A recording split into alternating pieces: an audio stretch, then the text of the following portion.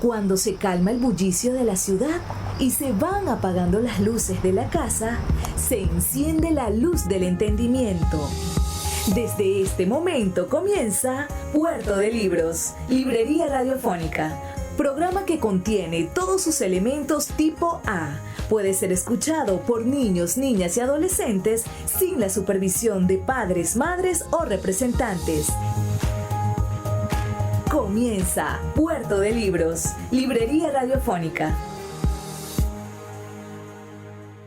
Este programa llega a ustedes con el patrocinio de Puerto de Libros, librería de autor, ubicada en la Vereda del Lago y en el Teatro Varal de Maracaibo. Disfruta de los mejores libros a través de su página web, puertodelibros.com.be.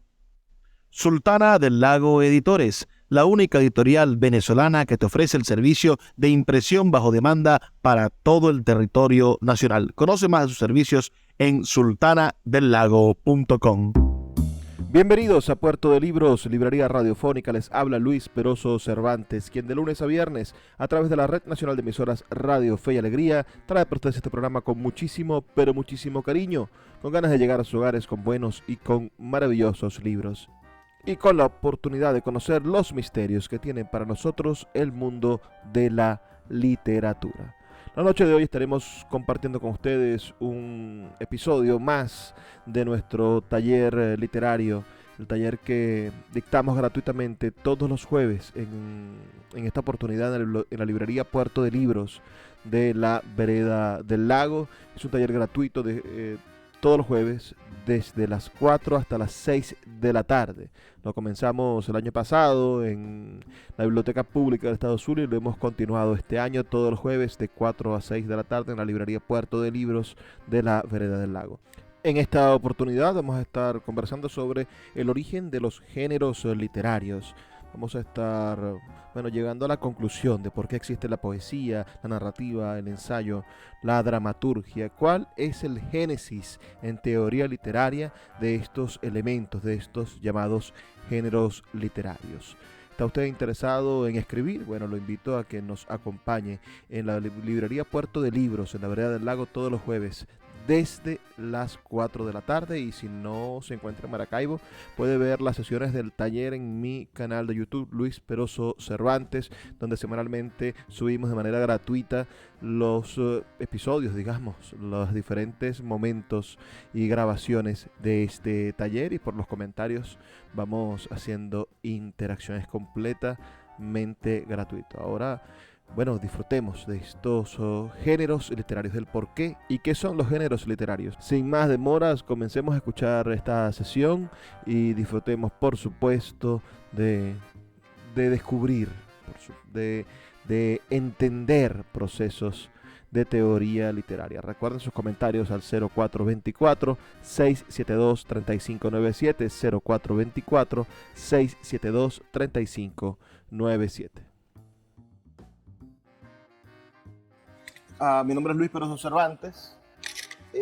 Tenemos este proyecto, el taller permanente de literatura, que comenzó en la Secretaría de Cultura hace en los años 80, y que, porque ellos se quejaban mucho del frío de la biblioteca, nos venimos para acá, para el calor. No, por un problema de espacio, de que estemos rodeados de libros, de que tengamos la capacidad de inventarnos y reinventarnos. Y ojalá pronto vamos a ponerle aire al espacio para que Rodolfo se vea más blanquito. La gente cuando está en aire no se puede poner más blanquito. Bueno, le decía yo a Gildardo me preguntaba, ¿qué tema vamos a tratar el primer día? Le digo, el gran problema de comenzar a hablar de literatura siempre es las diferencias de los diferentes tipos de géneros literarios. Las personas regularmente en la librería diferencian a los géneros literarios por temas. Entonces, los géneros no son temas, eso es lo primero que hay que decir. La gente dice, no, yo escribo literatura de terror. La literatura de terror es un tema literario, ¿no? El terror, o el suspenso, o el misterio, o la novela negra, todo eso se van yendo como si al mismo sitio. La novela negra es aquella donde los protagonistas son criminales. La novela policial es aquella, o detectivesca, es aquella donde el protagonista es un policía o es un detective que está resolviendo un problema. El mejor ejemplo, Agatha Christie, ¿no? Ahorita comenzábamos sobre Agatha Christie, pero hay infinidades de textos policiales y de literatura de espías también, ¿no? En algún momento los espías estuvieron de moda cuando había una cosa que se llamaba la Guerra Fría y era bastante interesante. Había muchísimas películas en torno a eso porque hubo primero una literatura que pensó en eso, que pensó en los espías que existían, eran personajes interesantes. Pero esos son los temas de la literatura. Así como alguien puede decir, no, yo escribo literatura de amor, amorosa, o siempre hay una señora de 50, 60 años que dice, yo escribo literatura erótica. Y te mira así con aquella cosa que tú dices, ay, ahora en dónde me meto, dónde me escondo. Esos son los temas de la literatura que en su momento los trataremos. Todas las sesiones del año pasado están grabadas. Ustedes pueden ir y escucharlas. El año pasado hablamos, por ejemplo, de cómo escribir un buen poema de amor en algún momento, ¿no? Porque una cosa es la manera en la que asumimos el tema y otra diferente, y ahí es donde yo quiero llegar, es el problema de los géneros literarios. ¿De dónde viene la idea de los géneros? Evidentemente debe ser una copia de la biología, ¿no? Debe ser una búsqueda de las estructuras de construcción de las descripciones de los diferentes elementos de la naturaleza. En el reino animal hay géneros de plantas, ¿no? Y hay especies y géneros de plantas. Nosotros pensamos que en la literatura los géneros son eternos, ¿no? Uno puede decir, ¿cuáles son los géneros que hoy podríamos decir los 4 grandes géneros literarios? Si decimos hoy por hoy. Bueno, la narrativa, la poesía, el ensayo y la dramaturgia. Son los 4 grandes géneros literarios que ha tenido la historia de la literatura contemporánea. Así se dividen hoy la literatura. Y se habla de, esos son los géneros mayores, y se habla de géneros menores, como la crónica, se habla de géneros menores como el género epistolar, que son las cartas, se habla de géneros menores, pensemos en, hay una especie de género menor de la literatura que se llama la canción, ¿no? Hay algunos que juega entre la música y que juega entre la poesía y que cuenta una historia, hay tantas cosas dentro de la canción. Hay un gran premio Nobel de literatura llamado Bob Dylan, que es un cantante. ¿Sí? ¿Por qué le damos un premio Nobel de literatura a un hombre que hace canciones? Bueno, porque la literatura también tiene entre sus ovejitas la canción, ¿no? Es un género literario. Pero cuando hablamos de estos géneros literarios, pensamos que estos 4 géneros literarios han sido eternos. Y no es así. Por ejemplo, ustedes han escuchado un género literario que está dentro de la narrativa que se llama el cuento. El cuento pareciese que haya sido eterno, pero el verdadero y primer cuentista moderno de la humanidad fue Edgar Allan Poe. Es el padre del género del cuento. Antes de Edgar Allan Poe existían otras cosas, otros géneros literarios que no habían llegado a ser el cuento. Después de Edgar Allan Poe, y esto lo dicen quienes son el resto de los maestros del cuento, estamos hablando de Maupassant, estamos hablando de el propio Horacio Quiroga en el sur, que es el padre del cuento en español. Existían otras cosas que se escribían de narrativa breve, pero no eran el cuento como lo conocemos y como lo hemos estudiado. Y como ahora hay universidades que dan clases sobre el cuento y sobre la narratología. Entonces, los géneros han ido cambiando. ¿Cuáles son los primeros registros que tenemos de los géneros literarios? Los primeros registros que tenemos son los que aparecen en un libro muy viejo sobre la literatura griega llamado La Poética, escrito nada más y nada menos que por Aristóteles. Hay una película muy buena que se llama El nombre de la rosa. No sé si ustedes la han visto. El protagonista es Sean Connery, ¿verdad? Se falleció hace poco. ¿Dónde está mi amigo el cinéfilo? El protagonista del Nombre de la Rosa es Sean Connery, que había sido James Bond y después interpreta el papel que está basado en una novela del gran Humberto Eco.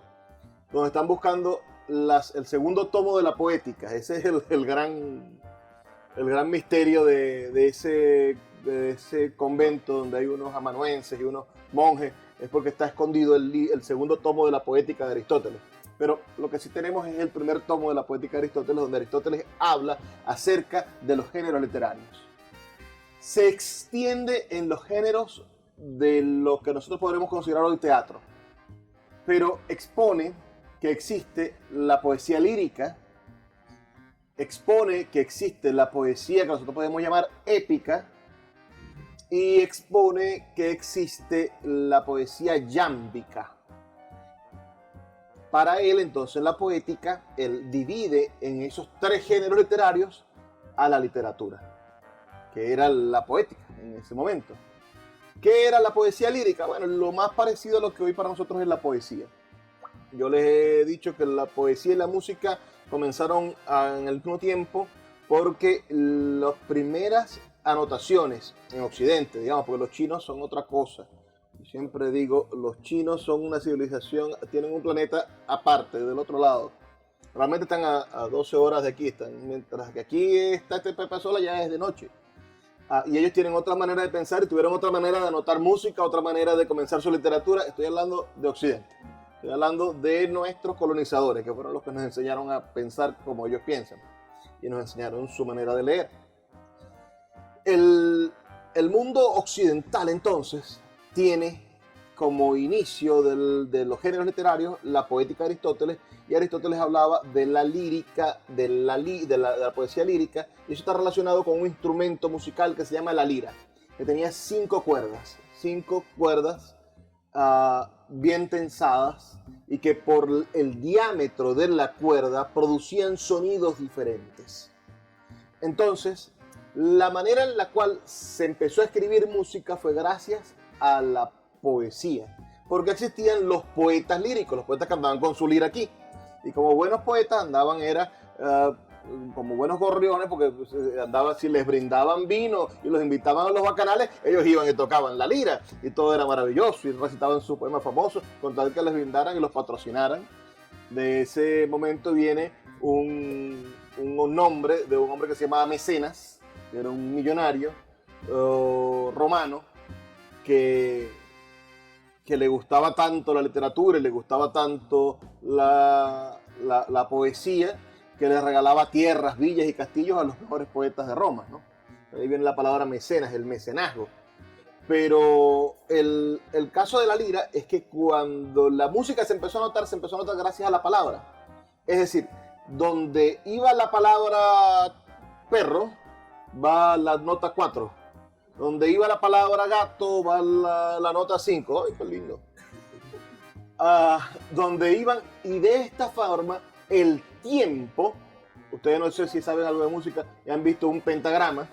El pentagrama tiene 5 notas precisamente porque vienen de las 5 cuerdas de la lira.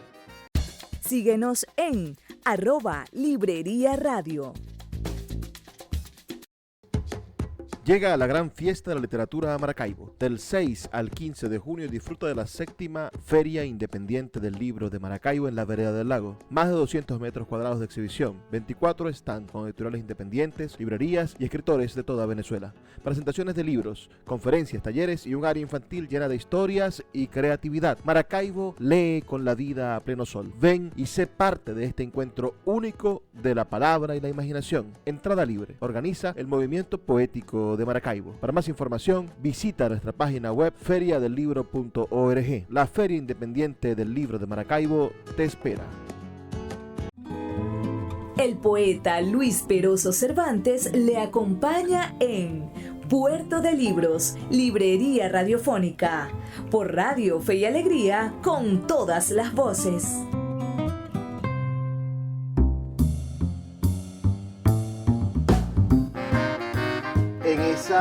En ese pentagrama, en esa anotación, en un pentagrama, las corcheas, semicorcheas y todos estos elementos, lo que hacen es que, dependiendo en el lugar en el que se encuentra el pentagrama, hablan del tiempo en el cual se está interpretando las notas musicales. Entonces, el tiempo para la lira eran las palabras. Porque el griego tiene una estructura lingüística en la cual, bueno, es más o menos monótono la manera en la cual tú puedes contar el uso de las palabras, el uso silábico de las palabras. Entonces, la poesía lírica para Aristóteles era la poesía que salía del alma.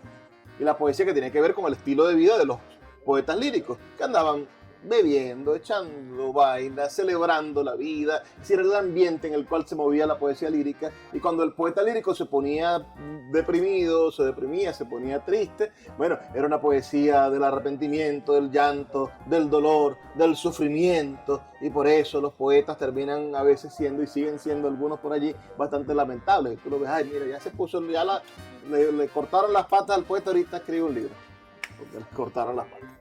Entonces, esa era la poesía lírica según Aristóteles. Él hablaba de la poesía yámbica también, fue el último género que nombró. La poesía yámbica es la poesía que se le escribe a Dios. Entonces, en ese momento había muchos dioses, ¿no? Teníamos un montón de dioses. Estaba la poesía para la que le escribían a Minerva, la que le escribían, estoy hablando de dioses romanos, pensemos en Hera, pensemos en Dionisio, pensemos en... Con Dionisio es un dios chévere. El dios del vino y de la parranda. A Dionisio le hacían unos festivales que eran las dionisíacas, es decir, y se los hacían precisamente cuando llegaba la primavera y comenzaba la fertilidad y la cosa y el vino se ponía en su punto. Estos festivales de Dionisio estaban tratados o estaban específicamente motivados por el teatro. El teatro era el punto principal, la interpretación teatral era el punto principal para los griegos. Y allí se mete el otro género, lo que nosotros podemos llamar la poesía épica o las estructuras que nosotros después vamos a conocer como epopeyas, ¿no? Vienen de la idea de las representaciones teatrales. Pero para Aristóteles eso también forma parte de la poética. Fundamentalmente porque todos estos géneros se escribían en versos. Porque todos estos géneros eran medidas sus palabras en versos. Y porque todos estos géneros de algún modo se acercaban a las posibilidades del ritmo. Es decir, querían ser bellamente dichas. Lo importante en todos estos géneros, tanto en la poesía lírica que acompañaba a la lira y que iba a servir para la noche de tragos, como para la poesía yámbica, que finalmente era para alabar a Dios, a los dioses, a los diferentes dioses, como la poesía épica, que contaba historias. Contaba historias de al menos dos maneras, con tragedias y con comedias. Las tragedias son aquellos elementos, y esto lo analiza un poco después la contemporaneidad, son aquellas estructuras donde los dioses intervienen. ¿Cuál es el género más importante de la tragedia? Evidentemente podríamos pensar en una obra como Edipo Rey. Pensemos en Edipo Rey. ¿Ustedes saben de qué trata Edipo Rey? Edipo Rey trata de un hombre, la parte más lúgubre y famosa de Edipo es que se acuesta con su mamá. Pero de eso no trata la obra solamente, ¿no? La obra trata de un rey, el rey de Tebas, el papá de Edipo, que antes de ir a la guerra, como hacían todos los griegos, iban a visitar al oráculo de Delfos, al más importante y grande de los oráculos. El oráculo era una persona, un ser misterioso que estaba conectado con el infinito y de esta manera decía lo que iba a pasar. El oráculo le profetiza al padre de Edipo, le profetiza que su hijo lo va a matar. Y el tipo dice, bueno, esta mujer está embarazada, ¿y ahora qué hago? Y lo que se le ocurre mejor es dejar al muchachito cuando nace botado en el monte. Y al igual que sucede con Blancanieves, ¿se acuerdan ustedes de Blancanieves y los 7 enanitos que le dicen, lleva a la niña y le clavas un puñal en el corazón? El rey le dice eso a su más fiel sirviente. Y al sirviente no.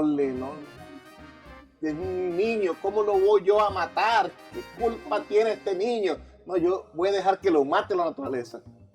Lo dejo aquí en la cuneta botado y me voy, como las coños de madres que dejan a los hijos metidos en una bolsa o los tiran en la basura. Igualito le pasó al pobre Edipo, con la suerte de que iba pasando el rey de otra ciudad, lo consigue y no podían tener hijos esos reyes y lo adoptan como tal. El padre no sabe que Edipo vive. El padre cree que Edipo ha muerto y vive su vida feliz como rey de Tebas. Y sucede una cosa terrible. Aparece un monstruo llamado la Efigie, que asola a Tebas. Se para en la puerta de la ciudad y todo aquel que quiera entrar le hace una pregunta. Y si no respondes adecuadamente a la pregunta, te come. Te mata. ¿Qué le pasa a Edipo? Edipo es el único que logra solucionar el problema. La adivinancia más vieja del mundo. Es aquel que en la mañana anda en 4 patas, el mediodía anda en 2 patas y en la tarde anda a 3 patas. ¡Qué bella, Margarita! ¡Qué de años sin verte! ¿Quién es ese animal? ¿Quién es ese? Bueno, Edipo piensa, responde el acertijo, y lean el libro, no se los voy a contar cuál es la respuesta del acertijo. Y logra entrar a Tebas, mata a su padre, sin saber que era su padre. Se acuesta con la mujer, con Yocasta. Y al final descubre todo, queda ciego, pasan un montón de cosas. Pero todo esto que le sucede a Edipo es porque los dioses juegan con los hombres como si fuesen nada. Para los dioses, los hombres no son más que diversión. Los hombres son pequeños e insignificantes y no les cuesta nada matarlos o hacerlos sufrir. Los dioses se divierten viendo sufrir a los hombres. Entonces, por eso es una tragedia. No tiene manera de que tenga un final feliz. Después está la comedia, donde los dioses no intervienen. Y los únicos protagonistas son los hombres. Las comedias griegas no son muy cómicas. También pasan cosas terribles, ¿no? Hay una comedia y un comediógrafo muy famoso llamado Aristófanes. Y una de sus comedias famosas es Las nubes. Y el protagonista de esa comedia es nada más y nada menos que Sócrates. Sócrates, cuando se suicida, que toma la cicuta, es porque la gente en toda Atenas lo detesta. Y no era para menos. Si ustedes leen los diálogos que escribió Platón sobre Sócrates, los llamados diálogos socráticos, que no los escribió Sócrates, Sócrates no escribió una línea, o por lo menos no nos llegó hasta el día de hoy ninguna línea escrita por Sócrates. Todo lo que sabemos de Sócrates lo escribió Platón en los diálogos socráticos. Platón era el discípulo preferido de Sócrates. Pero cuando tú lees al Sócrates de Platón, te das cuenta, este tipo era insufrible. Este tipo es insoportable. Les pongo un diálogo que es un ejemplo. Un diálogo que se llama Hipias Mayor, o sobre la belleza. Sócrates baja al puerto de Atenas a esperar que Hipias, que viene de la Asia, baje del barco. Le dice: Hipias, he llegado primero a los pies de este barco y te he visto bajar porque tengo un tema que no puede esperar a que te acomodes en tu casa. Y que solo tú, grande y maravilloso y sabio Hipias, vas a poder resolver. Permíteme que te pregunte y que te acompañe a Atenas, si es necesario. Bueno, y el tipo le dice: bueno, qué bueno que has llegado, Sócrates, y inflado el ego de Hipias. Dime, ¿qué duda es la que no te deja dormir y te ha traído hasta los pies del barco? Hipias, yo quiero saber qué es lo bello. Son como 25 páginas del pobre Hipias respondiendo y Sócrates llevándole la contraria, y llevándole la contraria, y llevándole la contraria, y llevándole la contraria, y hasta que llegas a la ágora, es decir, al centro de Atenas. Y el tipo ya no sabe qué es lo bello. Todas las ideas que tenía de la belleza se le cayeron porque Sócrates se las logró desconstruir todos los conceptos de la belleza. Y termina en una frase bellísima ese diálogo. Platón era un gran escritor. Termina diciendo: solo podemos llegar a una conclusión, Sócrates. El pobre Hipias ya todo golpeado. Porque Hipias le dice: no, lo bello es aquello que se parece a la mujer. el tipo de voltea eso. Lo bello es aquello que se parece a un plato de oro. Es decir, ¿cómo vas a comparar lo bello con un objeto? Lo bello se parece, lo bello, lo perfecto, pero hay cosas feas que son bellas. Sí, el tipo le dio la vuelta todo el camino hasta Atenas. Y allá le dice, lo único que sabemos es que difícil cosa es lo bello. Una de las cosas que vamos a ver aquí consecutivamente es eso, cómo la literatura se va tomando. Lo que les dije de Blancanieves, pues, ¿por qué eso está tan igualito en Edipo, que fue escrito 600, ¿qué? No sé, como 1100 años antes? O pensemos en Shakespeare. Los temas de Shakespeare son los grandes temas clásicos.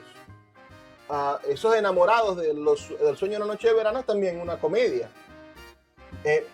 ¿A dónde quiero llegar? Quiero llegar con que en Las nubes de Aristófanes, que es una comedia, no intervienen los dioses.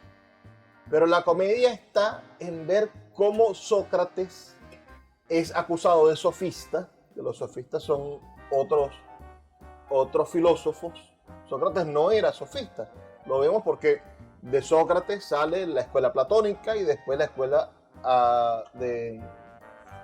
del propio Aristóteles, la escuela aristotélica de la filosofía, que son las escuelas más grandes de la filosofía, de la última etapa de la filosofía, de lo que llamamos la filosofía helénica. Y hay los filósofos presocráticos, es decir, Sócrates es un parteaguas entre la filosofía que creía en la naturaleza y creía que quería justificar el mundo a través de la naturaleza, y la filosofía que cree solamente en el racionamiento y que utiliza la dialéctica como elemento de desconstrucción de la realidad a partir del racionamiento. Esa es la diferencia entre Sócrates y los presocráticos. Puerto de Libros, Librería Radiofónica, tu canal diario para encontrar nuevos libros. Con el poeta Luis Peroso Cervantes. Síguenos en @Librería Radio. Puerto de Libros, librería de autor. 7 años siendo la librería virtual más grande de Venezuela, con 2 sedes físicas, una en el Teatro Baral de Maracaibo y otra en la Vereda del Lago. Es un centro cultural dedicado al libro, proyecciones de cine gratuitas, talleres literarios, formación de nuevos escritores, talleres de teatro y de música, todo en un espacio dedicado al mundo de los libros y del conocimiento. Síguenos en nuestras redes sociales @Puerto de Libros y compra todos nuestros libros en la página web www.puertodelibros.com.be. Puerto de Libros, la librería que estás buscando. El poeta Luis Peroso Cervantes le acompaña en Puerto de Libros, Librería Radiofónica, por Radio Fe y Alegría, con todas las voces.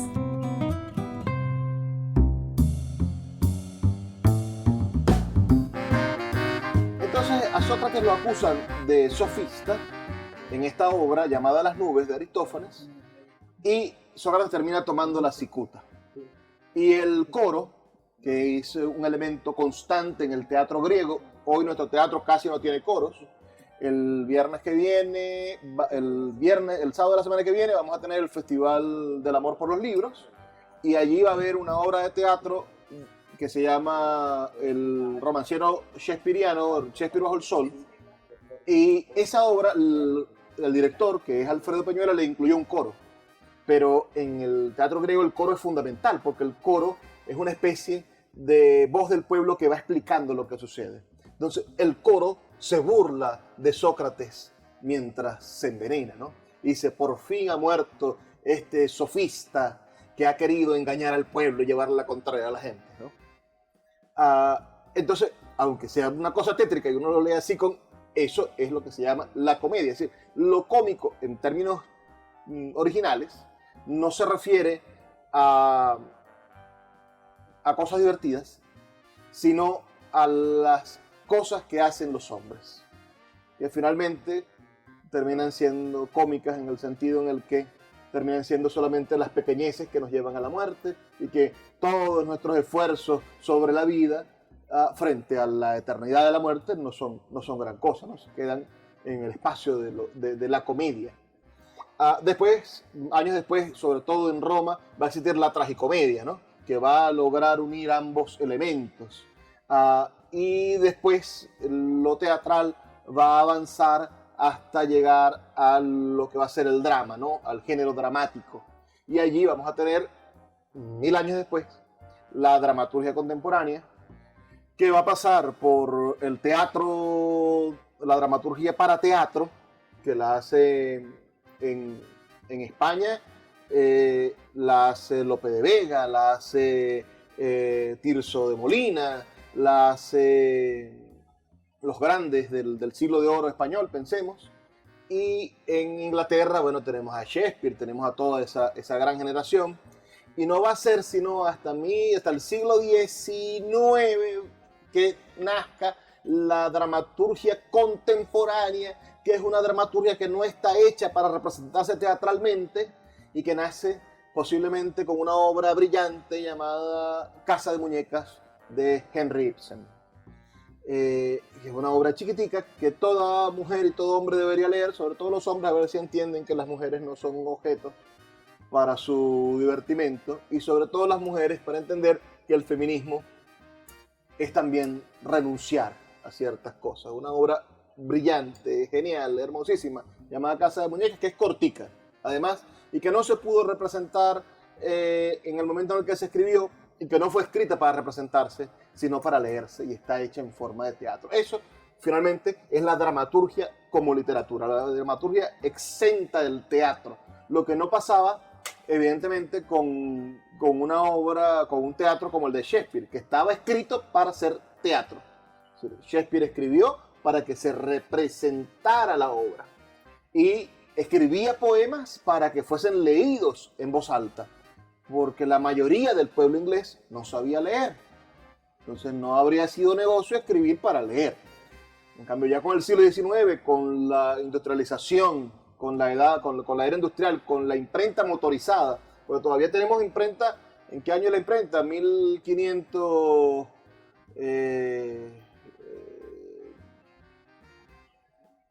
¿qué será? 1499, 1498, 1501, que viene Gutenberg y inventa la imprenta de tipos. ¿Saben lo que es una imprenta de tipos? Finalmente, la idea de que tengo todas las letras de este lado y aquí tengo un cajoncito donde voy poniendo las letras e imprimo. Pero era un señor así gordo como yo que se ponía con la tinta y después lo presionaba sobre el papel o sobre el papiro o sobre lo que fuera. Pero no es sino hasta el siglo XIX, con la Revolución Industrial, donde los ingleses y los países nórdicos empezaron a ponerle motor a todo, y se les ocurrió ponerle motor a la imprenta. Y allí se masificó la lectura, nació el periódico. Los periódicos eran una cosa terriblemente lenta y eran muy manual. Existían las imprentas con prensa, etcétera, que hacían periódicos de forma manual. Pero cuando se motorizó la imprenta, pudimos empezar a tener los grandes periódicos del mundo. Y así los grandes libros y el género literario que hoy conocemos, la literatura que hoy conocemos, depende también del desarrollo de la revolución industrial. Entonces, ¿cómo llegamos de los géneros de Aristóteles, que eran poéticas, a los géneros contemporáneos que son la novela, el cuento, la poesía, el ensayo y la dramaturgia? ¿Cómo hicimos ese salto? Cada uno de los géneros tiene su propia historia. Pero a mí me gustaría, no voy a poder hablar de todas las historias del día de hoy, de cada uno de estos géneros, pero sí me gustaría que pudiéramos diferenciar esos géneros, ¿no? Y por eso saqué algunos ejemplos. Esta que está aquí abajo es posiblemente la primera novela contemporánea. Antes, el término novela fue utilizado de manera despectiva. Se entendía por novela o por noveleta, en francés nouvelle. Se entendía a un género literario, no puedo contestar, a un género literario que era muy pequeño, que era despreciable, era una especie de título para despreciar una historia. Y existían, antes de esta novela, existían las novelas de caballería. Entonces estaban las novelas, esa cosa que se leía más o menos. En Francia estuvieron muy de moda. El término novela, yo alguna vez les hablé de cuando se pasó de escribir en versos a escribir en prosas en Inglaterra con Chrétien de Troyes y el Santo Grial. Fueron los inicios de la escritura en prosa.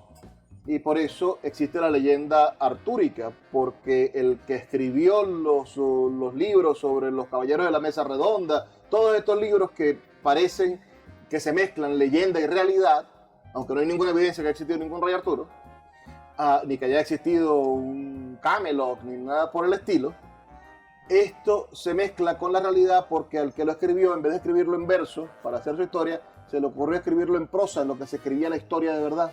Entonces la gente creía que de verdad existía una reina Ginebra que se enamoró del caballero, la mano derecha del rey, el caballero Lancelot, el más noble de todos los caballeros, va y se enamora de la esposa del rey Arturo. Sin vergüenza eso. Bueno, y esas cosas que pasan en la vida real, porque se enamoran los vecinos y se enamoran la gente, el amor no tiene, el amor lo que hace a veces es enredar las cosas. Es un buen enredador de cosas. Todo eso terminó convirtiéndose como en algo despreciable para la gente que intentaba entender o decir qué era la literatura y qué eran las cosas. Entonces, el primero que dice, voy a hacer algo extraordinariamente grande y lo voy a llamar novela, es Cervantes. Pero Cervantes lo hace porque esta obra no es sino la obra más irónica que se haya podido escribir en la historia. Cervantes había escrito las novelas ejemplares, pequeñas historias sobre diferentes cosas, son 12 o 13, no me acuerdo cuántas son las novelas ejemplares.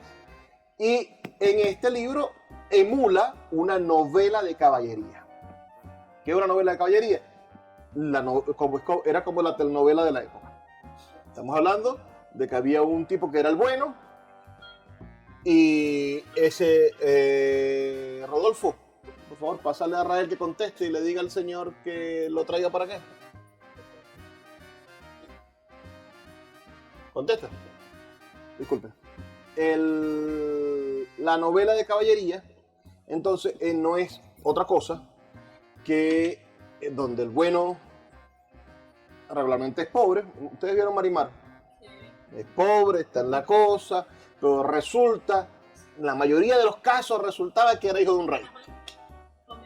Y entonces, como era hijo de un rey, ya tenía un ejército a su lado, y era valiente, y se lo merecía, y era más bueno que la una. Es decir, todo le pasaba, y él aguantaba con estoicismo, y no le gritaba a nadie. Y eso que ustedes ven en Venevisión todavía, bueno, eso resulta que desde el año 1100. Es decir, tiene toda la vida siendo el mismo cliché. La diferencia es que en ese entonces no era la reina del sur que se caían a tiros, sino que había espadas y caballos, y por eso era un caballero andante, un hombre que solucionaba las cosas. Y lo más parecido, por supuesto, a Superman y a Spider-Man y a nuestros héroes de Marvel.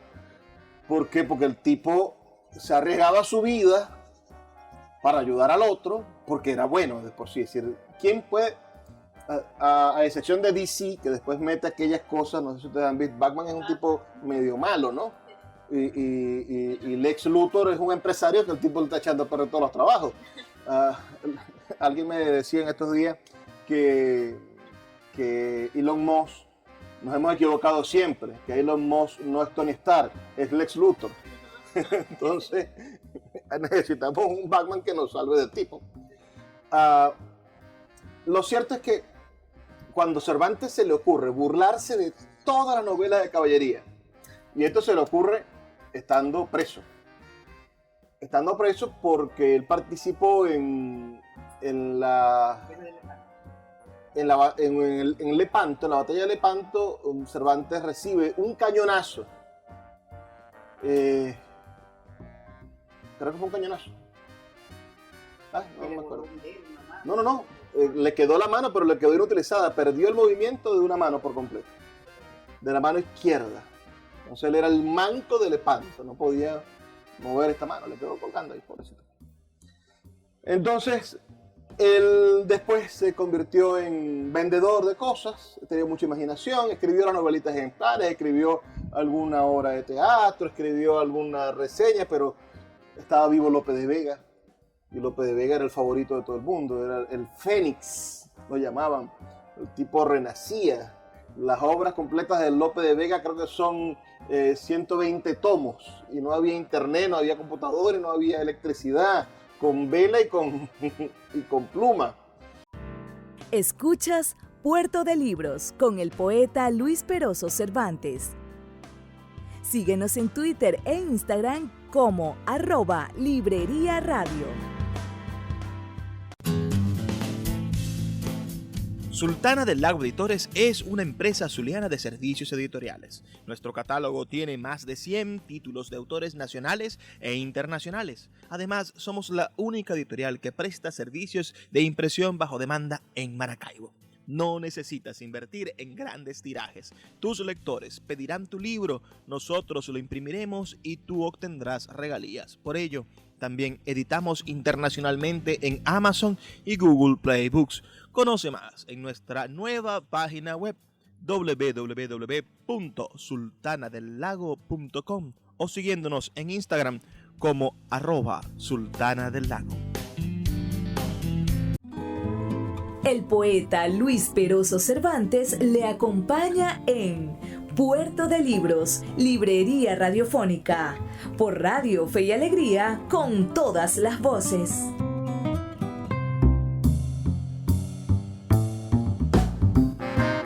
Bueno, el señor Cervantes lo meten preso por unas deudas que tiene, que no logró pagar, y en la cárcel sueña con ese personaje, y al salir de la cárcel escribe la novela, o una parte la escribe en la cárcel, y después se consigue un marqués o a alguien a quien le dedica la obra, ya se lo voy a decir, porque aquí lo dice, le echa una buena jalada en la primera parte. A ver, prólogo, los elogios, al libro, hasta el segundo tomo, primer tomo. En fin, el hombre escribe esta obra y lo hace de una manera magistral. ¿Por qué? Porque dentro de la obra hay poesía. Dentro de la obra hay cuentos, historias que se están narrando. Al mejor estilo de Las Mil y Una Noches. De cada cosa que le pasa al Quijote, sobre todo después de en la segunda parte, mientras que él va andando, él se va consiguiendo gente y la gente le va contando cosas. Y Cervantes va metiendo esas historias dentro del libro, pero son historias fabulosas. En esta novela hay, digamos, no ensayo, como lo vamos a entender ahorita más tarde, sino que hay explicaciones, hay enseñanzas, como las veían en ese momento. En esta novela hay teatro, hay momentos donde hay unos títeres que hacen algunas cosas. Es decir, él logró reunir todos los géneros literarios en un solo libro. Y hacerlo con ironía, hacerlo con maldad, con saña, con esa cosa que Unamuno, Miguel de Unamuno, gran escritor español, decía después: el problema del Quijote es que Cervantes me lo arruina todo el tiempo. Realmente te encuentras con alguien que no ha leído el Quijote cuando te habla de los molinos de viento. Y si los molinos de viento pasan en el capítulo 5, señora. Aquí había un artista llamado, se me olvidó el nombre, un chileno que cantaba ópera, que tenía una obra dedicada al Quijote. Yo trabajaba en la alcaldía y van y se lo venden a la alcaldía, y cuando veo la vaina, toda la obra son los molinos del viento y el tipo gritando contra los molinos de viento. Yo digo, este señor no se leyó el Quijote. El Quijote no trata de eso. No trata de eso porque el Quijote trata de lo que sucede en el capítulo 11, que es en el momento en el cual el Quijote y el vizcaíno, es decir, alguien de Vizcaya, los de Vizcaya siempre han sido unos tipos como atravesados, se consiguen en el camino Y el Quijote le busca pelea. Mira, ¿usted qué anda haciendo caminando? Le busca un mollejero al pobre hombre de Vizcaya. Y el tipo, cuando el Quijote le saca la espada, el tipo le saca la espada también. Y ahí se pone la cosa peligrosa, ¿no? Porque Cervantes, si bien es un genio, el Quijote sabemos que está loco. Y él nos ha dicho siempre que el Quijote está loco. Es decir, lo sabemos porque está desvariando, etc. 11. Donde se concluye y da fin a la estupenda batalla que el gallardo vizcaíno y el valiente manchego tuvieron. Entre la página 88 y la página 99 sucede esta cosa genial. Voy a leerle solo un fragmentico para que ustedes vean esta genialidad. Les voy a leer los últimos dos párrafos, no sé.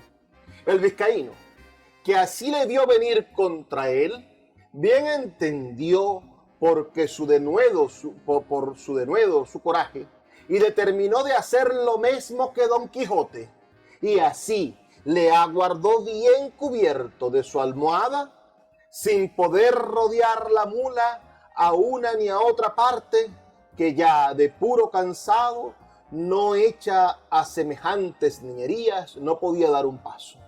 Venía pues, como se ha dicho, Don Quijote contra el incauto vizcaíno, con la espada en alto, con determinación de abrirle por medio, y el vizcaíno le aguardaba ansé mismo, levantada la espada y aforrado con su almohada, y todos los circundantes estaban temerosos y colgados de lo que había de suceder, de aquellos tamaños golpes con que se amenazaban, y la señora del coche y los demás criadas suyas estaban haciendo 1000 votos y ofrecimientos a todas las imágenes y casas de devoción de España, porque Dios librase a su escudero y a ellas de aquel tan grande peligro en que se hallaran. Pero está el daño de todo esto, que en este punto y término deja pendiente el autor de esta historia, esta batalla. La imagen te la deja, te congeló a los tipos con la espada en alto, todo el mundo mirando,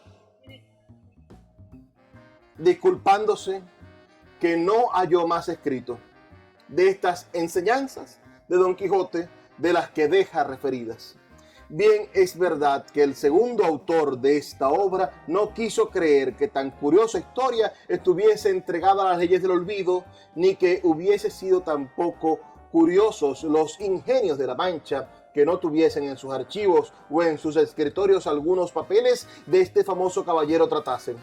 Y así, con esta imaginación, no se desesperó de hallar fin de esta apacible historia, el cual, siéndole el cielo favorable, le halló del modo que contara en la segunda parte. Así detuvo el tipo la historia y nos lanza para el siguiente capítulo, donde nos explica, él no nos dice, desde el primer capítulo al final, que está leyendo algo, que eso es parte de otra historia. Usted va derecho, viendo cómo el hombre se enfrenta a todas las cosas que hay. Y en el capítulo 8, te dice, bueno, hasta aquí llegó la historia que consiguió. Y en el capítulo 9 viene y dice, dejamos en la primera parte de esta historia al valeroso vizcaíno y al famoso Don Quijote con las espadas altas y desnudas, en guisa de descargar 2 furibundas fendientes, tales que si en lleno se acertaban, por lo menos se dividirían y fenderían de arriba a abajo y abrirían como una granada. Y que en aquel punto tan dudoso paró y quedó trastocada tan sabrosa historia, sin que nos diese noticia su autor, donde se podía hallar lo que faltaba. Causóme esto mucho pesadumbre, porque el gusto de haber leído tampoco se volvió en disgusto, de pensar el mal camino que se ofrecía para hallar lo mucho que a mi parecer faltaba de tan sabroso cuento.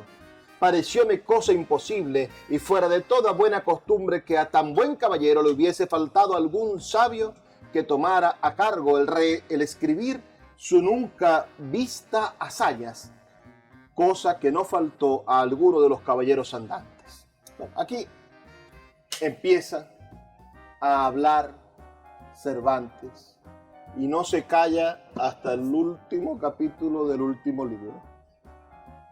Y empieza a opinar Cervantes sobre el Quijote. Es decir, Cervantes no, el narrador.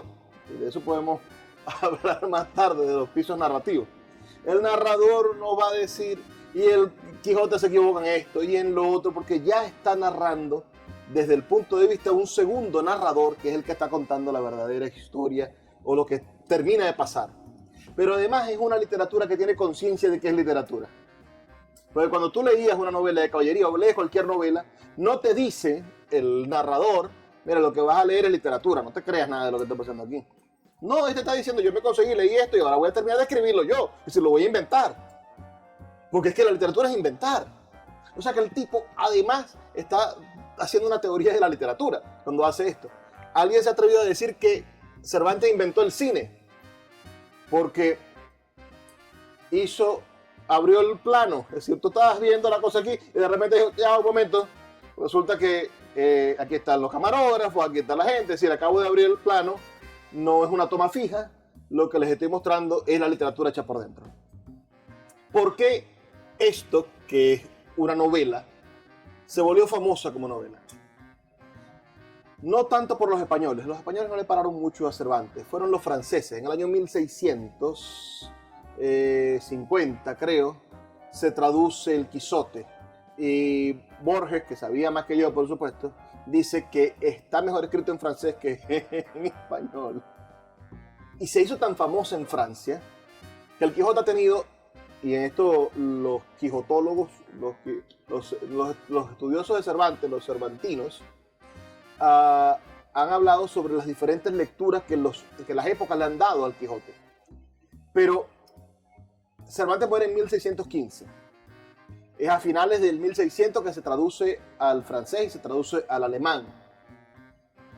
El libro se empieza a leer en el siglo X, en el 1600, es el siglo XVII. El siglo XVII es el caldo de cultivo del romanticismo.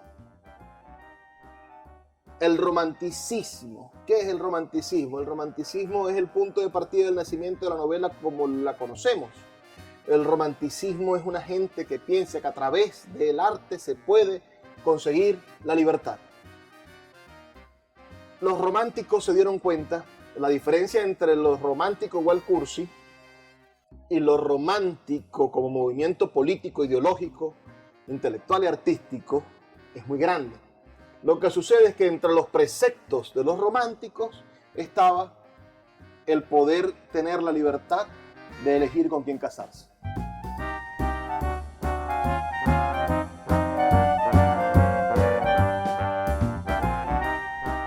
Así llegamos al final de nuestro programa aquí en Puerto de Libros, Librería Radiofónica. Los invito a que nos acompañen el día de mañana a través de la Red Nacional de Emisoras Radio Fe y Alegría. 23 emisoras conectadas para llegar a sus hogares con buenos y con maravillosos libros. Y si quieren terminar de escuchar esta sesión, que es más o menos de 1 hora y media, pueden ir a mi canal de YouTube, Luis Peroso Cervantes, en YouTube, por supuesto, o en nuestras diferentes plataformas, y allí podrán disfrutar completo este taller literario. Agradecidos con ustedes y con su sintonía. No me queda más que pedirles que por favor sean felices, lean poesía.